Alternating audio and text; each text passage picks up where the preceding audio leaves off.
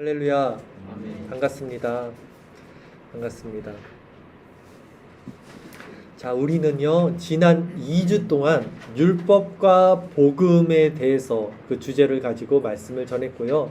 오늘 그 마지막 시리즈인 것 같아요. 세 번째, 율법과 복음에 대한 설교를 하도록 할게요.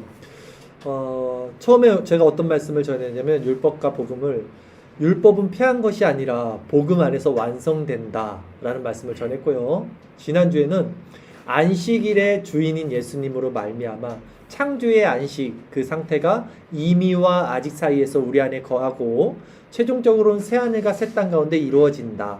그래서 예수님 안에 있는 상태가 주일, 모든 날이 주일이 돼야 된다, 이 말씀을 전했어요.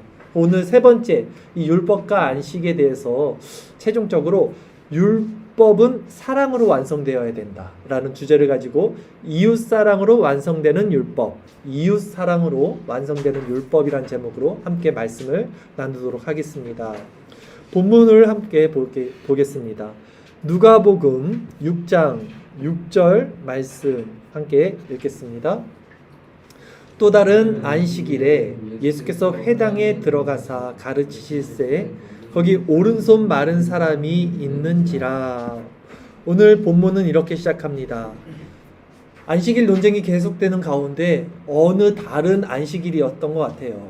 그날 예수님께서 또 회당에 들어가시고요, 가르치십니다. 율법을 가르치실 때 거기 누가 있었습니까? 손 마른 사람이 있었습니다. 특히 오른손 마른 사람이라고 누가만 이것을 지칭해요. 다른 복음서에서는 이런 말씀은 없고요. 그런데 또 이때 누가 있었냐면 서기관들과 바리새인들이 있었습니다. 이들은 호시탐탐 예수님의 이렇게 노리고 있었어요. 무슨 잘못을 저지르지 않을까 해서 뱀 같은 눈으로 노려보고 있었을 때 예수님이 그것을 아셨습니다. 이 서기관과 바리새인들의 그 눈빛을 아셨어요. 그 마음을 보셨어요. 그리고 이렇게 예수님이 행동을 하셨습니다. 본문 누가복음 6장 7절에서 10절까지 말씀 같이 읽겠습니다.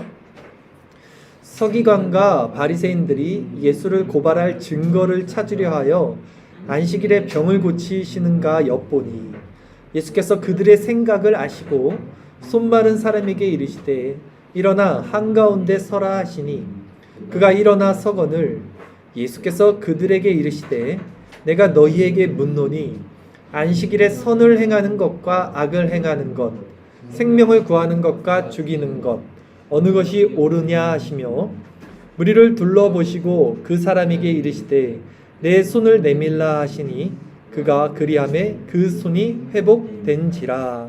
아멘. 예수님께서 그 서기관과 바리새인들의 마음을 아시고 오른손 마른 자를 가운데 세우시는 거예요. 그리고 물어보시는 거예요. 안식일에 선을 행하는 것과 악을 행하는 것 어떤 것이 옳으냐. 그리고 나서 그 병자를 고치십니다. 그러니까 이 바리새인과 서기관들이 어떤 마음을 갖게 됐냐면 오늘 마지막 구절이죠.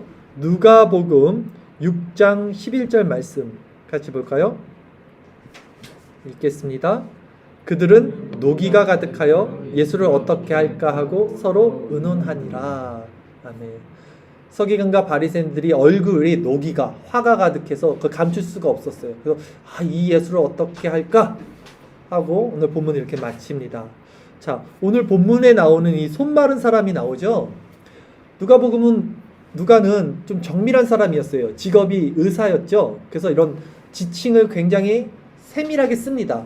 손 마른 사람이 아니라 오른손 마른 사람, 이런 식으로. 근데 이것이 뭐 정확한 건지는 모르겠지만 이제 신학 자료들을 제가 검토했을 때 어떤 내용들을 본 기억이 있냐면 이 사람이 지금 오른손이 말랐다는 것이 손이 이렇게 뒤틀려져서 쓸 수 없는 상황인 거예요. 근데 이것이 선천적인 것이 아니라 후천적인 것이고, 이게 자료입니다. 성경에는 없는 내용이에요. 이 사람의 직업이 석공이었다는 얘기가 있어요. 석공, 돌 같은 거 이렇게 만드는 사람. 그 일을 하다가 다친 거예요. 쉽게 얘기하면 오른손이. 그래서 오른손을 쓸 수 없는 상황이었던 거죠. 그런 관점에서 본다면 이 사람이 지금 오른손을 쓸 수 없는 건 뭐냐면요, 생계가 끊긴 상황이라는 거예요. 오른손으로 일을 하는 거, 오른손으로 돌을 쳐서 일하는 사람이 오른손을 쓸 수 없다는 것은 이것은 생명과 직결되는 문제였다는 거예요. 그래서 예수님께서 안식일에 생명을 구하는 것과 해야 하는 것 어떤 것이 옳은 것이냐, 어떤 것이 선이냐 이렇게 물어보잖아요. 안식일에 선을 행하는 것과 악을 행하는 것, 생명을 구하는 것과 죽이는 것. 그러니까 그런 관점에서 이 사람을 살리는 것은 안식일 율법을 해하는 것이 아니었던 거예요. 기억나세요? 지난주였나요? 제가 안식일에 해도 되고 안 해도 되는 일에서 좀 조목조목 말씀을 드릴 때 생명을 해하는 게 아닐 때는 냅뒀잖아요. 유대인들이. 생명에 일어나는 일은 구했었고, 그래서 오른팔 부러진 사람들은 그냥 냅뒀다는 얘기를 했었잖아요. 근데 이런 것이 율법이 아니라 그 사람의 관점에서 국률한 마음으로 봤을 때 오른손 마른 사람도 그 사람의 생명과 직결되는 것이라 이렇게 우리가 이해할 수도 있을 거예요. 그러니까 예수님은 그 마음을 보시는 거고, 항상 바리새인과 서기관들은 나타나는 그 모습들만 보았던 요 차이가 있는 거예요. 그러니까 우리가 율법을 어떤 관점에서 보느냐를 계속해서 알아차려야 되는 거죠. 그리고 오늘 마지막 구절에 나왔던 이 사람들의 얼굴에 노기가 있다 그랬어요. 화를 감출 수가 없어서 이 예수를 어떻게 해야 할까? 이것을 작당 모임을 했는데요. 이 오늘 본문을 다른 성경 구절, 그러니까 평행 구절이라고 하죠. 다른 복음서에서는 어떻게 말씀했는지를 주일 설교에서 한번 볼게요. 마태복음 12장 13절, 14절 말씀에서는 같은 내용을 이렇게 표현하고 있습니다. 같이 읽겠습니다. 이에 그 사람에게 이르시되 손을 내밀라 하시니 그가 내밀매 다른 손과 같이 회복되어 성하더라. 바리새인들이 나가서 어떻게 하여 예수를 죽일까 의논하거늘. 지금 이들의 마음이 사실은 이 예수를 죽이려고 하는 거예요. 노기가 가득하여 예수를 죽이려고 공모했다는 것입니다. 그리고 또 같은 사건을 기록한 마가복음을 보면요, 여기서 좀 더 다른 내용을 또 살펴볼 수 있는데요. 주일 설교 말씀 구절 마가복음 3장 5절 6절까지 말씀 우리 같이 또 읽어보겠습니다. 그들의 마음이 완악함을 탄식하사 노하심으로 그들을 둘러보시고 그 사람에게 이르시되 내 손을 내밀라 하시니 내밀매 그 손이 회복되었더라. 바리새인들이 나가서 곧 헤롯 당과 함께 어떻게 하여 예수를 죽일까 의논하니라. 같은 사건을 지금 복음서에서 다 표현하고 있어요. 근데 이것을 총 집합해서 우리가 알 수 있는 것은 무엇입니까? 지금 예수님을 죽이려고 했던 세력이 서기관과 바리새인과 또 헤롯 당원까지 여기 가세했다는 것을 우리가 알 수 있습니다. 그러니까 지금 이 작당 모임을 통해서 예수님을 죽이려 했던 자들이 이렇게 많았던 거예요. 제가 직장 생활을 하고 있는데요. 점심시간에 이제 산책길이 있어요. 저희 회사 옆에. 그래서 한 10분, 20분 산책을 합니다. 그러면요, 저희 직장 근처에는 또 직장들이 많이 운집해 있어서 직장인들이 같이 그 산책길을 걸어 다녀요. 근데 저는 이제 혼자 걸어 다니거든요, 보통. 근데 이제 직장인들은 둘, 셋씩 걸어 다니더라고요. 혼자 걷는 사람은 많지 않은 것 같아요. 그러니까 사람들이 하는 얘기가 들려요. 같이 걸어가고 있으니까. 근데 어떤 얘기들을 하냐면 거의 다 90%, 95% 이상 흉을 봐요. 그게 들려요. 근데 누구 흉을 보는 거냐면 내가 볼 때는 그 직장 안에 있는 상사나 이런 동료 흉을 보더라고요.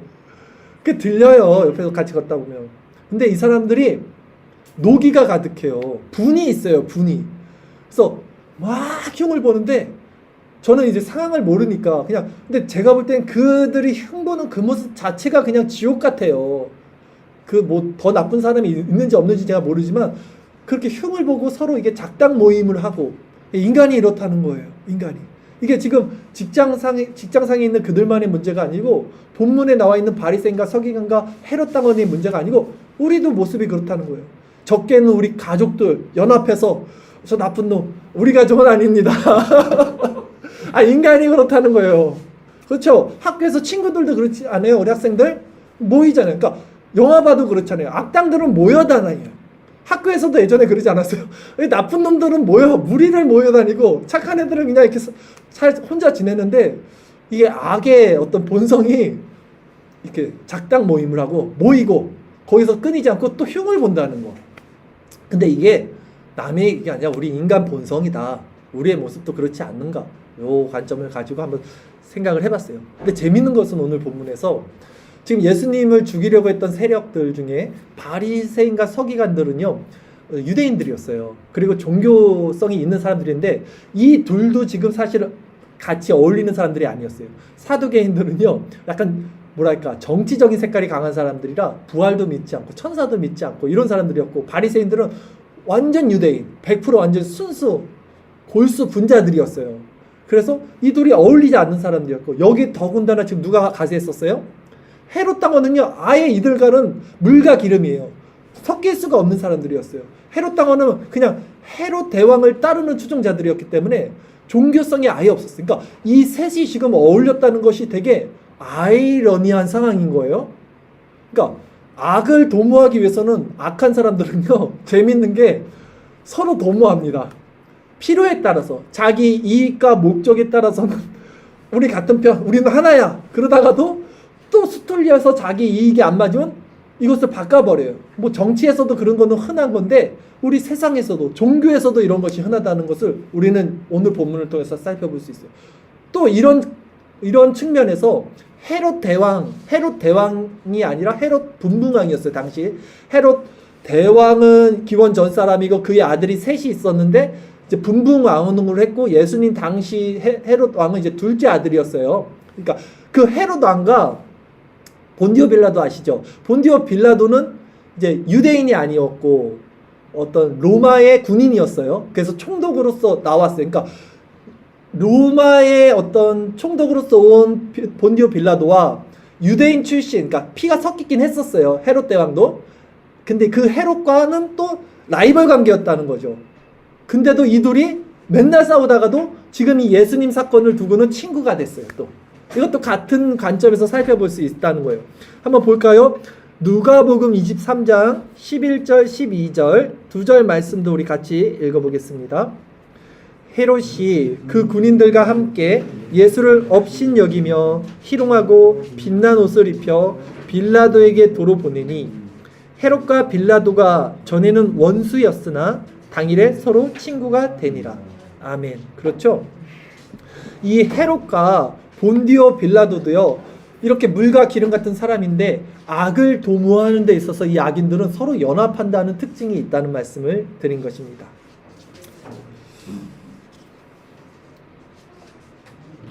그런데요, 문제는 뭡니까? 지금 이 사람들이 얼굴에 노기가 가득한 것은요, 이게 불입니다. 화가 있다는 거예요. 화.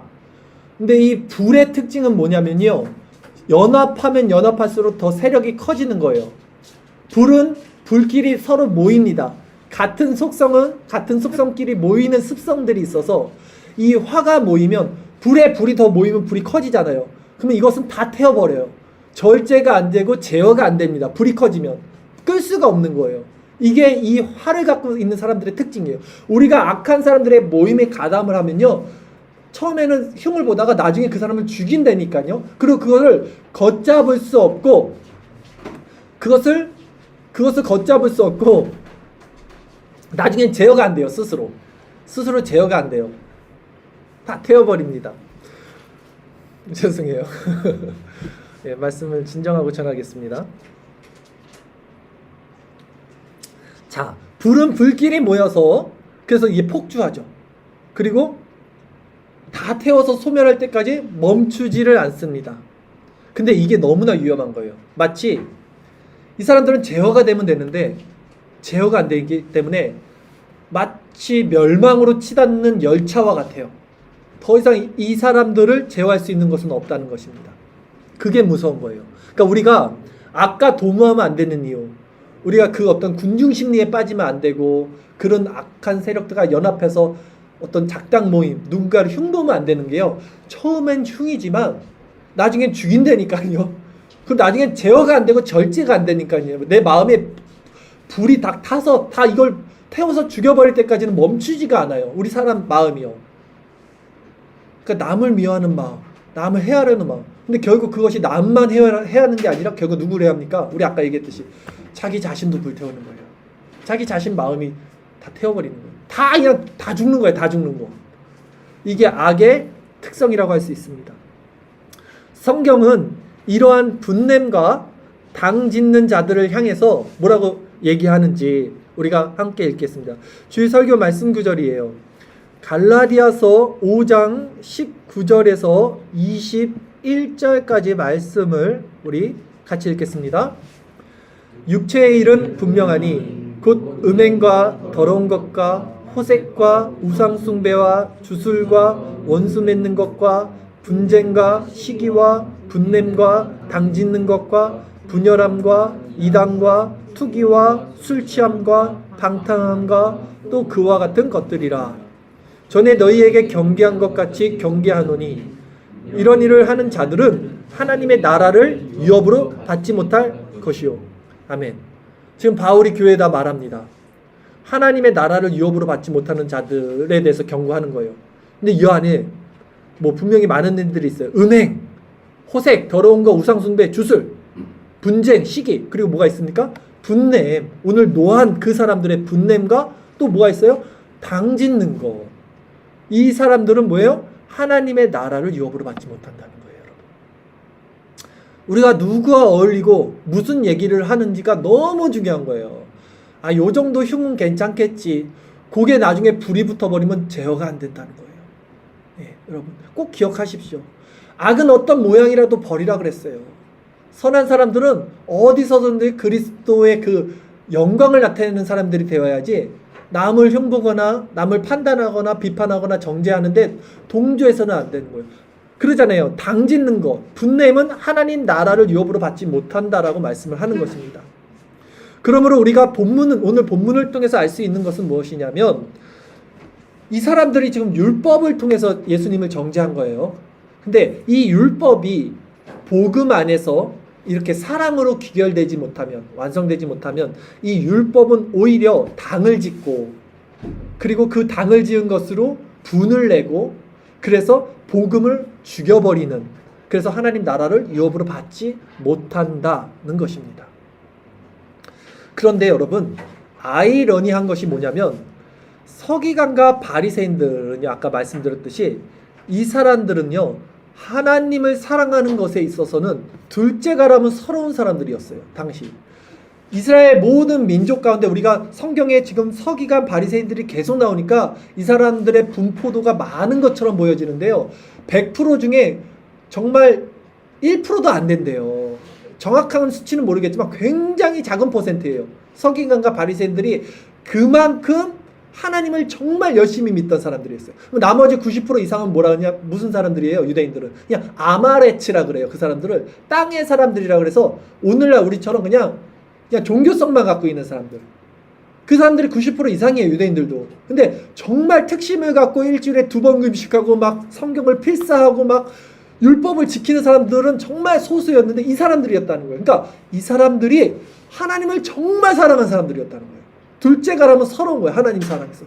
그런데 아이러니한 것은 그런 사람들, 그 하나님을 사랑하는 이 사람들이 예수님을 죽이고 이 악한 모습을 취했다는 것이 아이러니한 거예요.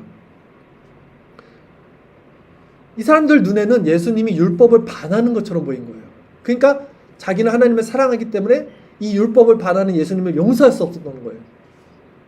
그런데 그렇게 하나님을 사랑한다는 사람이 그 율법 행위가 어떻게 하나님을 거역하는 결과로 나타나게 된 것인지 우리가 이 부분에 대해서 오늘 말씀을 전하면서 우리 스스로의 모습을 이렇게 비춰봐야 돼요. 왜냐하면 우리는 다 나는 하나님을 정말 사랑해. 그런 사람들만 여기 모였잖아요. 대부분. 나는 정말 둘째가라면 서러워. 하나님 사랑에 있어서. 근데 그 사람들이 지금 예수님을 죽이려고 하는 거잖아요. 나는 아니야. 이 사람들도 지금 그런 사람들이에요. 우리가 한번 잘 살펴보자는 거예요. 오늘 말씀을 통해서. 서기관과 바리새인들의 이 사랑은요, 하나님 사랑이라는 모양은 분명히 있었습니다. 그러나 실제로는 자기 사랑의 환원이었어요. 자세히 보면. 그러니까 우리가 지금 하나님을 사랑한다고 말하지만 이 우리의 사랑이 하나님의 사랑인가 아니면 내 사랑인가를 말씀을 통해서 한번 비춰보는 거예요. 감춰진 나의 사랑, 이게 오늘 서기관과 바리새인들의 모습이었다는 거예요. 근데 반대로 예수님의 사랑은 어떤 사랑이었습니까? 손 마른 사람을 오늘 치료해 주셨어요. 그래서 선을 행하고 생명을 구하는 참다운 율법의 행위를 보였던 사랑이었어요. 이것이 바로 율법의 본질인 이웃사랑의 실천이 있었던 사랑이었어요. 그러면 누가 지금 율법을 지킨 자냐라는 거예요. 물어보는 거예요.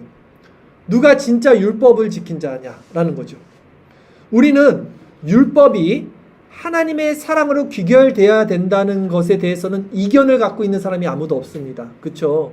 하도 많이 지금 3주째 듣고 있어요. 그런데 그것이 행위로 나타나는 것에 대해서는 괴리감이 있어요. 무슨 말이냐면 지식적으로 의지적으로 동의가 일어나요. 아, 이웃사랑이 율법의 완성이야. 그런데 이것이 진짜 나의 삶에서 당장 지금 일상생활에서 나타나는 것에서는 이게 잘 매치가 되지 않고 괴리감이 있다는 거예요.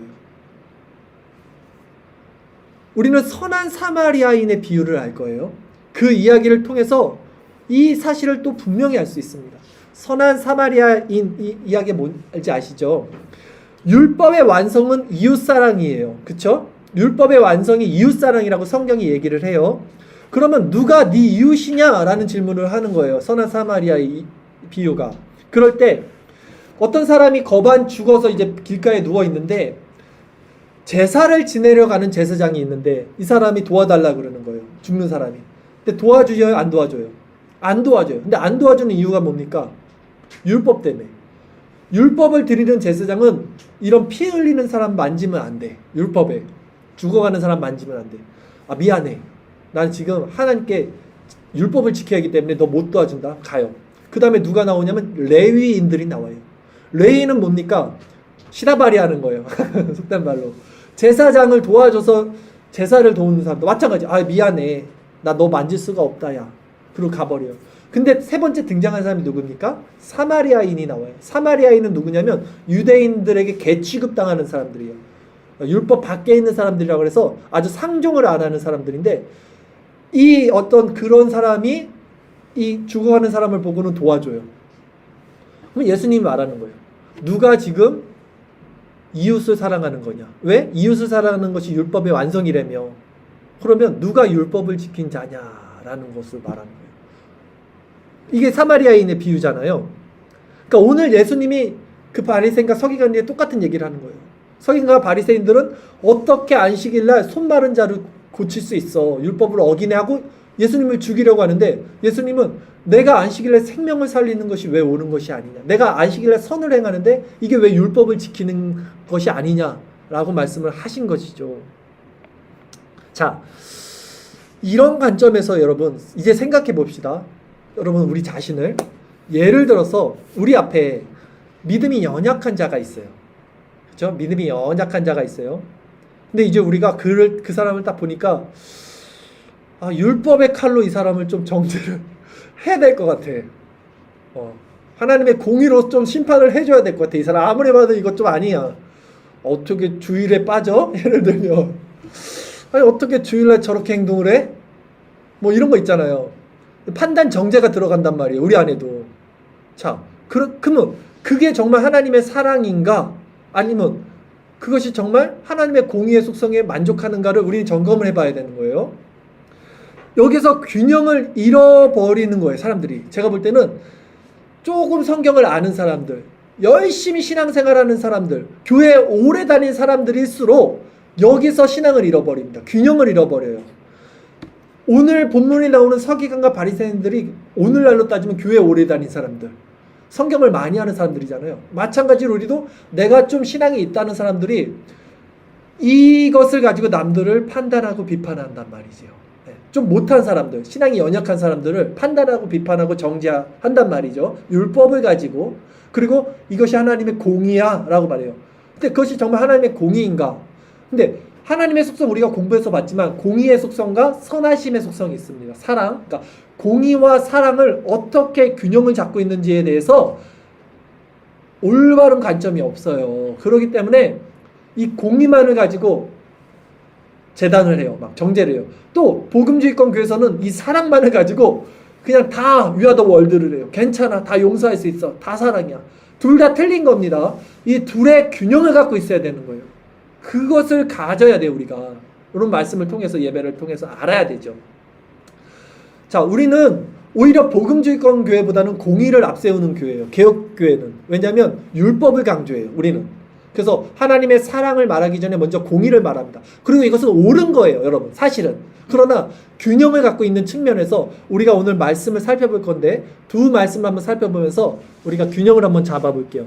마태복음 18장 6절 7절 말씀을 먼저 한번 살펴보도록 하겠습니다. 지금 예수님께서 이렇게 말씀을 하십니다. 주의설교 말씀 구절 보세요. 누구든지 나를 믿는 이 작은 자 중 하나를 실족하게 하면 차라리 연자 맷돌이 그 목에 달려서 깊은 바다에 빠뜨리는 것이 나으니라. 실족하게 하는 일들이 있음으로 말미암아 세상에 화가 있도다. 실족하게 하는 일이 없을 수는 없으나 실족하게 하는 그 사람에게는 화가 있도다. 아멘. 무슨 말씀이냐면 하나님을 믿는 사람 중에 믿음이 연약한 사람들이 있잖아요. 믿음이 작은 자 중에 근데 하나라도 믿음이 큰 사람들이 실족하게 하는 거예요. 내 율법의 칼로 막 재단을 해버리는 거야. 그러려면 차라리 연자 맷돌 아시죠? 무거운 거 이거 돌리는 거. 그거를 목에 달아서 깊은 바다에 빠져 죽는 게 좋다는 거예요. 그만큼 그 연약한 자들을 해치는 게 더 안 좋다는 거예요.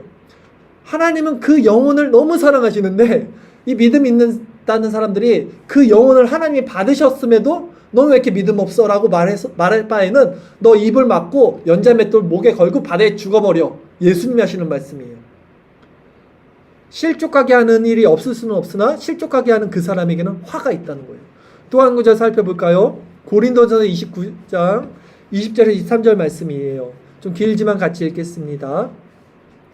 내가 모든 사람에게서 자유로우나 스스로 모든 사람에게 종이 된 것은 더 많은 사람을 얻고자 함이라.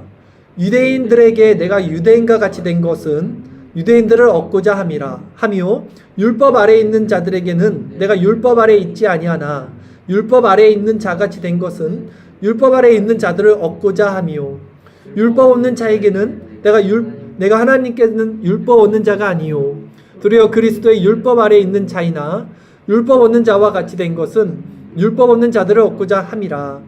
약한 자들에게 내가 약한 자와 같이 된 것은 약한 자들을 얻고자 함이요 내가 여러 사람에게 여러 모습이 된 것은 아무쪼록 몇 사람이라도 구원하고자 함이니 내가 복음을 위하여 모든 것을 행함은 복음에 참여하고자 함이라. 아멘. 바울은 이 균형을 갖고 있었어요. 지금 바울이 말하는 걸 자세히 보세요. 이 바울이 고백하는 거예요. 교회에다 말하는데 내가 모든 사람에게서 자유로워요. 바울은 자유로운 사람이에요. 복음으로 말미암아. 그러나 모든 사람에게 종이 되는 것은 그 사람을 얻고자 한다는 거예요. 유대인들에게는 내가 유대인과 같이 된 것은 뭐냐면 율법 아래 묶여버리는 거예요. 자기는 복음으로 말미암아 율법에 더 이상 묶이지 않는데 그래서 나는 고기를 먹어도 돼. 제사 음식 먹을 수 있는 자유가 나에겐 있어. 그러나 내가 자유가 있지만 내 자유로 인해서 이 사람 믿음 연약한 사람이 실족하게 되면 나는 평생 고기를 안 먹고 살 수 있어 라는 게 이관점이잖아요. 그렇죠? 그리고 또 바울은 이렇게 얘기하는 거예요. 율법 아래에 있는 율법 아래에 있는 자들을 얻고자 하며 율법 없는 자들에게는 율법 얻는 자들이 누굽니까? 이방인들, 헬라인들, 자연인들 이들에게는 내가 하나님께는 율법 없는 자가 아니에요. 그러니까 우리는 율법 폐기론자가 아니에요. 우리는 율법 안에 있는 자들이에요. 바울이 고백하는 게 내가 하나님께는 율법 없는 자가 아니요 도리어 그리스도의 율법 아래에 있는 자라 그래요. 그리스도의 율법 아래. 그리스도 안에서 복음으로 율법을 이루는 자이나 근데 율법 없는 자처럼 행하는 거예요. 자연인들과 똑같이. 근데 그 이유가 무엇입니까? 다 내가 아무쪼록 몇 사람이라도 구원하고자 함이라는 거예요. 내가 복음을 위하여 이 모든 것을 행하면 복음에 참여하고자 함이라. 그러니까 우리가 하나님의 공의로 말미암아 율법을 가지고 사람들을 판단하는 것도 중요하나 그 근거와 전제는 항상 이 긍휼함과 영혼을 바라보는 그 눈에 있어야 돼요. 그 영혼을 바라보는 하나님의 시선이 우리에게 있어야 돼요. 이 균형이 없으면요 우리는 오늘 서기관과 바리새인들처럼 우리가 가진 지식과 우리가 가진 신학 체계를 가지고 다른 사람들을 비판, 판단, 정죄하는 자들이 될 수밖에 없다라는 거예요. 특히 우리와 같은 개혁주의, 머리 큰 사람들, 신학적으로 막 공부하는 사람들 조심하셔야 돼요. 제가 이거 복음주의권 교회에서 이 설교 안 합니다. 그들에게는 어린아이에게 칼을 주는 게 돼요. 이 설교해버리면. 아, 그렇지. 다 용서하고 위아더 월드 해야지. 이게 그렇게 보이잖아요. 바울이. 그 사람들에게는 공의를 말해야 돼요. 율법을 말해야 돼요. 너네 너무 그 사랑을 말하기 전에 그리스도의 하나님의 속성은 사랑보다 공의를 먼저 앞세워요. 교리적으로도요. 그렇게 설교해요. 근데 우리에게는 거꾸로 설교하는 거예요. 우리에게는 균형이 또 필요하잖아요. 자, 우리가 영혼을 대할 때 그 영혼에 대한 이 하나님의 형상이 있다는 이 관점을 놓쳐서는 절대 안 된다는 것입니다. 하나님의 공의는요, 하나님 사랑의 또 다른 형국이에요. 공의와 사랑은 불가분의 관계입니다. 같은 것이에요. 연결되어 있어요. 다른 얘기가 아니에요. 그러므로 영혼에 대한 긍휼함이 없는 하나님의 공의는 존재하지 않아요. 공의가 뭐냐면 심판입니다. 막 칼로 치는 거예요, 공의가. 근데 사랑이 전제돼야 된다는 거예요.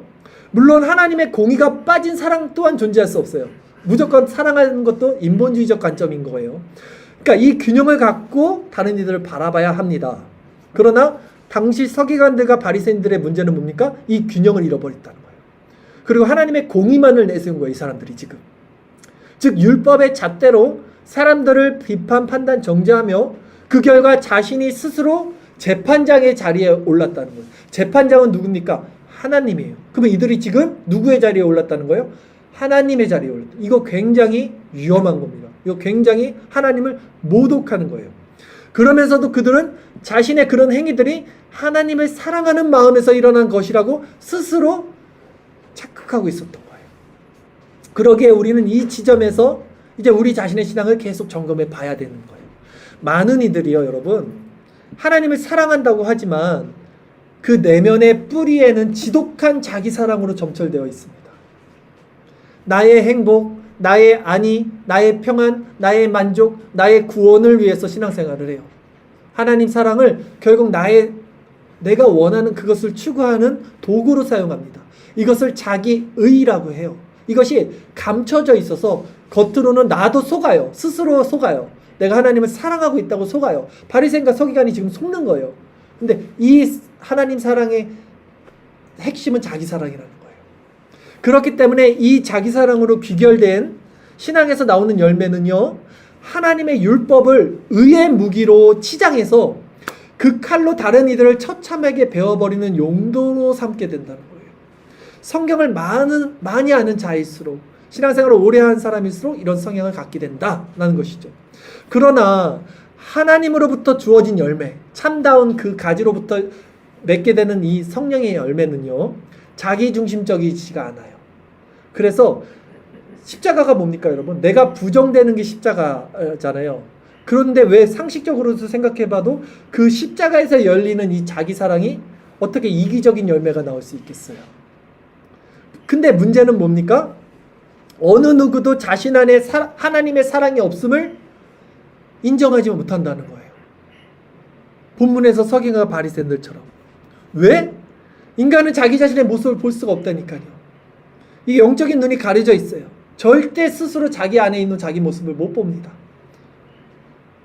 그래서 하나님의 말씀이 필요하고 성령의 도우심이 필요하고 그 계시가 우리 마음을 빛을 비춰줘야지만 이제 내 안에 있던 더러움과 죄를 깨닫게 되는 거죠. 그래서 그들은 이 빛의 조명을 받지 못하는 자들은, 자기 마음의 그 중심, 그 마음 깊은 곳을 보지 못하는 자들은 이 자기 사랑으로 하나님을 사랑하면서도요, 진정 참 사랑이 없잖아요. 그렇기 때문에 가슴 아파하지를 못해요. 가슴 아파하지 못해. 내가 지금 하나님을 사랑하지 않고 있다는 것에 대해서 가슴 아파하지를 않는다는 거예요. 마치 나병 환자들처럼 영혼이 썩어져 가고 있는데도 회칠한 무덤 아시죠? 회를 칠하는 거예요. 예쁘게 칠해갖고 겉으로는 번듯해요. 그래서 율법 행위가 하는 행위를 하니까. 그래서 오히려 근데 그 사람들의 열매로 그들을 안다 그러죠. 그들이 어떻게 합니까? 작당 모임을 하고 율법으로 남들을 비판, 판단, 정죄하는 거예요. 그것은 구원받은 그리스도인들이 아닌데 그들은 그것을 가지고 오히려 반대로 자기들의 명분을 쌓습니다. 어떻게? 아, 쟤네들은 참 신앙이 아니야. 그것은 바로 나는 참 신앙이야 라는 당위성을 갖게 되게요. 내가 누군가를 정죄하는 것은요, 반대예요. 나는 그렇지 않다라는 거잖아요. 그게 하나님 앞에서는 심판장이요 재판장이 된다는 거니까요. 근데 그들은 그걸 못 봐요. 나는 옳다라는 거예요. 그리고 끝까지. 근데 성경이 무엇을 얘기하냐고요. 지금 자세히 보세요. 이제부터. 성경이 말하는 그 율법의 강령, 율법의 완성, 진짜 예수님이 안식일날 지금 행하신 일의 그 핵심이 뭐냐면 이웃사랑이에요. 이웃사랑. 이웃사랑이 율법의 완성이라고 성경은 계속해서 말합니다. 근데 자신이 이웃을 사랑하지도 않으면서, 사랑할 수도 없죠. 못하면서, 아니 오히려 율법으로 이웃을 비판 판단 정죄하면서 자기 자신의 신앙이 얼마나 잘못되어 있는지를 깨닫지 못하고 인정하지 못한다는 것. 이게 저와 여러분의 모습이 아니냐라는 것을 저는 가슴이 너무 아프지만 묻고 있는 거예요. 저는 비참해요. 저도. 그러나 성경이 이것을 얘기하고 있는 거예요. 우리들에게. 그리고 자신이 하나님을 사랑한다고 생각하고 하나님도 자신을 사랑한다고 생각하는 지금 이 지점이 우리 안에 없냐는 거예요. 그러니까 오늘 이 얘기는요, 사마리아인들, 저 자연인들이 들을 게 아니라 율법사들, 바리새인들, 우리와 같은 교회 안에 오래 있고 신앙생활 열심히 하는 사람들이 들어야 되는 거예요. 오늘 말씀. 그러기에 여러분, 오늘 이 시간 우리가 성경을 정말로 솔직하게, 담백하게, 자의적으로 해석하지 마시고 이 말씀 그대로, 그러니까 율법을 우리가 지키는가 했을 때 그럼 내가 이웃을 정말 사랑하는가요? 이렇게 이해하셔야 돼요.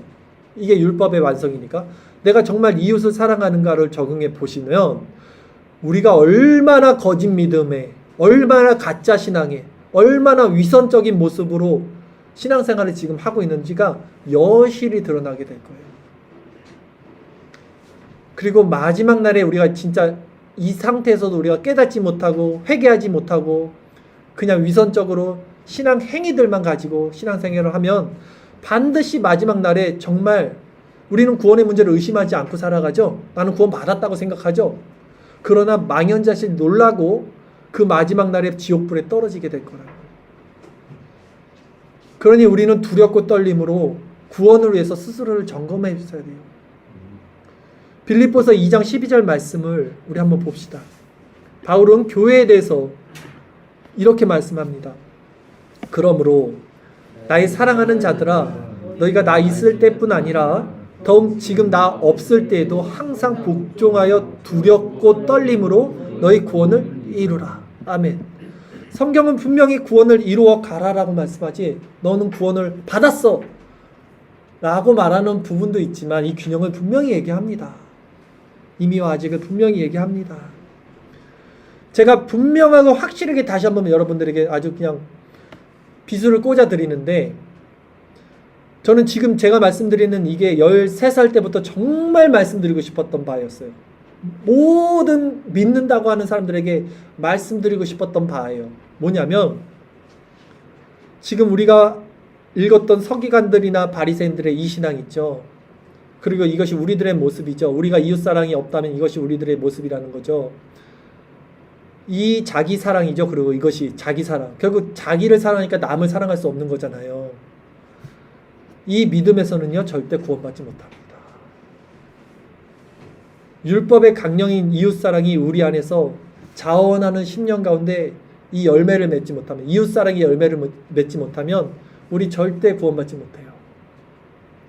우리는 정말 위선을 버리고 하나님 앞에 솔직해져야 돼요.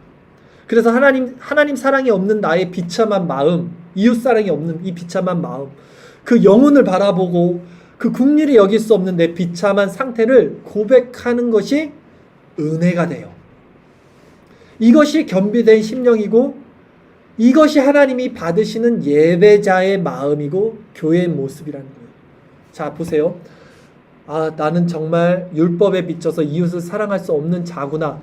이것을 깨닫는 게 예배고 하나님이 받으시는 예배자라는 거예요.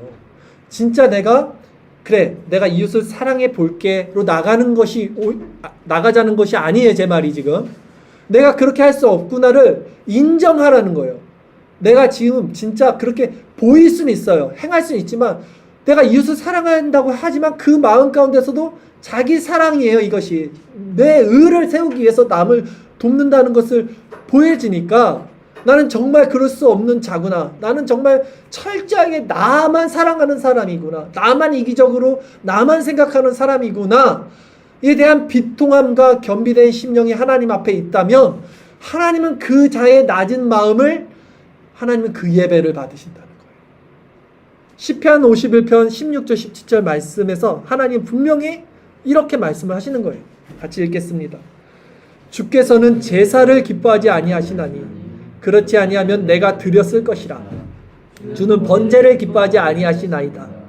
하나님께서 구하시는 제사는 상할 심령이라. 하나님이여 상하고 통해하는 마음을 주께서 멸시하지 아니하시니. 아멘. 지금 하나님이 어떤 예배를 받으시는지 분명히 말씀하시죠. 하나님은요, 이게 다윗의 고백입니다. 하나님은 제사를 기뻐하지 아니하시니. 하나님은 지금 우리가 드리죠, 예배를. 이거 기뻐하지 않으세요. 이거 기뻐하지 않으십니다. 이걸 기뻐하신다면 다윗이 내가 이것을 어떤 모습으로도 아주 희한찬란하게 다 지켜서 행할 거야. 이 얘기예요. 내가 드렸을 것이다. 그러나 주는 번제를 기뻐하지 않으신다는 거예요. 번제 뭡니까? 너희가 드려지는 그 모든 공로나 선행이나 모든 재물이나 예물이나 그것도 기뻐하지 않으신다. 그 안에도 내 의가 있다는 거예요. 그러면 하나님께서 구하시는 진짜 기뻐하시는 제사, 예배는 무엇이냐고 분명히 말하죠. 상한 심령. 내가 정말 비참하다. 내가 정말 이웃을 사랑할 수 있는 마음이 조금도 없네. 그거 흉내만 내고 있는데 그 속도 바라보니 어쩜 이렇게 끔찍히 자기 사랑으로 막 처음부터 끝까지 귀결된 게 내 모습인가. 내가 예수님을 사랑한다고 하지만 그것도 보니 나의 구원을 위한 수단이었네. 너무 비참하지 않습니까? 나 이거 벗어나고 싶은데 벗어날 수 있는 힘도 없네 내게. 나 정말 끔찍하다 내가. 제가 그랬잖아요. 그 사람이 서로 흉보고 그 가운데 이렇게 흉보는 게 지옥 같다고. 그게 우리 마음이 지옥인 거예요 사실. 남을 흉보고 남을 비판하는 그 마음이 지옥이잖아요. 근데 하나님은 그 낮은 마음을 그것을 예배라고 인정한다. 하나님은 그것을 기뻐한다 그러는 거예요. 내가 하나님과 이웃을 사랑할 수 없는 죄인이구나. 내가 하나님을 사랑한다고 하면서도 위선적으로 자기 사랑만을 추구하는 자였구나.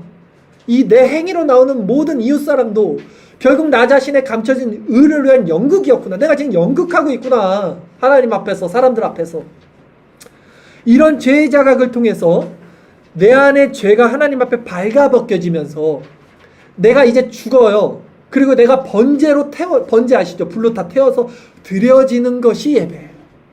근데 하나님은요, 그것도 안 받으십니다. 왠지 아세요? 하나님 내가 다 번제로 태워서 드려줄게요. 하나님은 우리 그것도 더러워요. 하나님 앞에는 정말 더러운 거예요. 우리가 내 생명도 드릴게요, 하나님. 아니, 너 생명 필요 없어. 더러워, 너 생명. 하나님 그것도 안 받으신다고요. 우리가 드려지는 최고의 생명이 최고잖아요. 내가 최고로 내 생명까지 하나님께 드릴게요. 아니야. 그것도 더러워서 난 못 받겠다. 그게 하나님이에요. 우리는 하나님께 드려줄 수 있는 게 아무것도 없어요. 그래서 하나님은 더럽고 가증스러운 우리의 생명까지도 제물로 받으실 수 없으시기에 예수 그리스도, 흠도 없고 점도 없는 그 어린 양 대신 예수 그리스도로 말미암아 이제는 우리가 그분을 통해서 그분과 연합된 제물로 하나님께 드려지는 것이 예배인 거예요. 이것이 중생과 회심인 거예요. 하나님은 이 예배를 기뻐하시는 거예요. 우리가 진정 그리스도와 연합된 마음을 가져야지만 예배로 들어가고 이 예배로 드려지는 가운데 그렇다면 이 사람들이 누굴 정죄합니까? 이 사람들이 누굴 판단할까요? 이 사람들이 지금 누구를 비판할까요? 할 수 있을까요? 내가 10,000달란트를 탕감받은 사람들인데 지금 이 사람들의 말이 나에게 조금 100대년 빚진 자들이 나왔다고 너 빚 갚아라고 할 수 있을까요? 아니라는 거예요. 여러분, 이 사람들이 스스로 재판장이 될 수 있을까요? 아니라는 거예요. 성경은 이것을 이야기합니다. 야고보서 4장 11절 12절 말씀입니다. 같이 읽겠습니다. 형제들아 서로 비방하지 말라. 형제를 비방하는 자나 형제를 판단하는 자는 곧 율법을 비방하고 율법을 판단하는 것이라. 네가 만일 율법을 판단하고 율법의 준행자가 아니요 재판관이로다. 입법자와 재판관은 오직 한 분이시니 능히 구원하기도 하시며 멸하기도 하시느니라. 너는 누구의 이웃을 판단하느냐?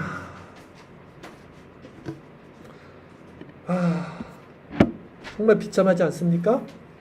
여러분 멀쩡하세요?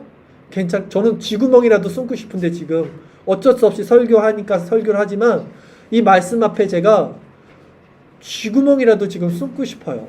갈 데가 없어요. 제가 좀 비참해서. 우리가 진정 그리스도와 연합된다는 것은요, 우리 마음에 이제 외부로부터 오는 빛이라 그래요. 신학적으로 이게 외부로부터 오는 은혜입니다. 이 은혜의 빛으로 말미암아 변화가 일어난다는 건데, 우리 안에 너무 더럽고 추악해서 우리가 스스로는 변할 수가 없으니까 이 외부로부터 올 수밖에 없어요. 우리 안에는 없어요. 그러면 우리 안에 진정한 이 이타적 사랑, 이 이웃 사랑이죠. 이타적 사랑의 열매가 맺히게 돼요. 그때 이제 맺히게 됩니다. 외부로부터 뭐가 와요. 그리고 그것이 어떤 상태를 우리 안에서 만들어내냐면 의와 평강과 희락, 의와 희락과 평강의 상태를 만들어냅니다. 내 안에서 만드는 게 아닙니다. 외부로부터 뭐가 와요. 분명히 옵니다. 이거 내 비참함을 깨달은 자들은 이 의와 평강과 희락, 외부로부터 오는 이 마음의 상태가 천국이 돼요. 천국. 이게 하나님의 나라의 상태예요. 그래서 하나님의 나라는 먹는 것과 입는 것이 아니요 의와 평강과 희락이라 그러는 거예요. 이 빛의 조명을 받고 그 안에서 이 사랑의 열매들이 우리 가운데 맺어지는 것이 이제 참된 율법의 기능이며 율법이 이웃사랑으로 완성된다는 말이에요. 이제 아시겠어요? 율법이 무엇이고 이웃사랑이 무엇인지. 우리가 그 이웃사랑을 할 수 없는 자들이고 외부로부터 우리는 빛을 조명을 받아야지만 우리 안에 하나님의 사랑과 하나님의 나라가 임해서 자연스럽게 이 열매를 맺어진다는 것을 우리가 알게 됐길 바랍니다. 로마서 13장 8절에서 10절 말씀이 그 말씀이에요. 우리 같이 말씀을 통해 이 빛을 사모하는데 로마서 13장 8절에서 10절 말씀입니다. 같이 읽겠습니다. 피차 사랑의 빛 외에는 아무에게든지 아무 빛도 지지 말라. 남을 사랑하는 자는 율법을 다 이루었느니라. 간음하지 말라, 살인하지 말라, 도둑질하지 말라, 탐내지 말라 한 것과 그 외에 다른 계명이 있을지라도 내 이웃을 내 자신과 같이 사랑하라 하신 그 말씀 가운데 다 들었느니라. 사랑은 이웃에게 악을 행하지 아니하나니 그러므로 사랑은 율법의 완성이니라. 사랑은 이웃에게 악을 행치 아니하나니 그러므로 사랑은 율법의 완성이니라. 아멘. 이 이웃사랑의 완성을 행하신 것이 예수님이시죠. 예수님 십자가에서의 모습이 십자가를 못 박는 자들을 위해서 기도를 하셨어요. 그게 이웃사랑이에요, 여러분. 또 이 사랑을 행하신 사람이 또 누가 있어요? 스데반 집사죠. 자기를 돌로 쳐서 죽는 그 사람들을 위해서 기도를 합니다. 이게 원수까지 사랑하는 이웃사랑의 모습이죠. 우리가 가야 할 신앙의 길이 바로 이 길입니다, 여러분. 우리가 추구하는 이 사랑이 이 사랑이에요. 우리 교회가 진정 추구해야 하는 참된 신앙이 바로 이 신앙이에요. 우리는 이 신앙을 구합니다. 이 마음이 무엇인지를 구하는 거예요. 외부로부터 오는 그 빛을 구하는 거예요. 그리스도를 바라보는 거예요. 이제 말씀을 정리하겠습니다. 우리는 지난 3주 동안 율법과 복음의 관계에 대해서 말씀을 함께 나눴습니다. 예수님은 나는 율법을 폐하러 온 것이 아니요 율법을 완성하러 오셨다고 그랬어요. 그리고 그 율법의 완성은 사랑이고 좀 더 정확히 말하면 이타적인, 아가페적인, 무조건적인 그것을 이웃사랑이라고 하는 거예요. 진짜 밖에 나가서 이웃 도와주라 이거보다 더 포괄적으로 이기적이지 않는 이타적인 사랑을 하라는 거예요. 예. 나 외에 다른 사람들, 나 중심의 삶에서 예수님의 생명된 삶으로 사랑을 하라는 말씀입니다. 오늘 설교 후에 여러분, 우리가 이제 실제 밖에 나가서 우리는 변화돼야 돼요. 그렇죠? 쓰레기를 줍든 저 할머니에게 뭐 물 한 잔을 드리든 음료수를 하나 사다 드리든 이웃에게 작은 배려와 봉사를 해야 돼요. 그런데 문제는 뭡니까? 이게 어떤 원리에서 일어나는 거예요? 우리는 누군가를 사랑할 수 있는 사람이 아니라 그랬잖아요. 지금. 그걸 우리가 보잖아요. 그리고 제가 외부로부터 오는 빛의 조명을 받아야 된다 그랬잖아요. 근데 사람들이 내가 행한다고요. 이제 가면 이렇게 설교를 하면 복음질 꺼내서 그리고 내 마음이 훈훈해져. 근데 누구의 의가 올라갑니까? 나의 의와 나의 공로가 올라가요. 그게 아니라 그리스도를 바라보라 그래요. 그리스도를 묵상해 보라고요. 그리스도의 행하신 일을 보고 말씀 묵상을 하잖아요. 우리가 그 빛이 나에게 비춰져서 내 마음이 새로운 마음으로 변하는 거예요. 그 마음으로 자원하는 심령으로 이것이 이루어져야 된다는 거예요. 제 말은. 이게 지금 여러분들에게 어떻게 들릴지 모르지만 이 지점이 하나님의 은혜로 우리에게 열리기를 저는 정말로 소망합니다. 그렇지 않으면 우리는요, 이 모든 것이 서기관과 바리새인처럼 율법으로 행하게 돼요. 이 사람도, 이 이웃 사람도. 그러므로 이 시간 그리스도를 바라봅시다. 그리스도를 바라보라는 게 뭐냐면요, 그리스도를 묵상해 보세요. 예수님을, 그 사랑을, 나의 죄를 위해서 십자가를 지신 그 사랑을, 율법의 완성이자 사랑의 본체이신 그리스도를 묵상하십시오. 그리스도를 바라볼 때, 그분을 묵상할 때 그분의 성령으로 말미암아 외부로부터 우리 안에 새로운 마음으로 우리가 변화되고 그 안에 하나님의 나라가 임하고 그것으로 말미암아 율법의 완성인 이 사랑이 우리 안에 이제 일어나게 돼요. 이것을 우리는 서로 누릴 수 있게 됩니다. 그것을 소망하는 교회가 되기를 바랍니다.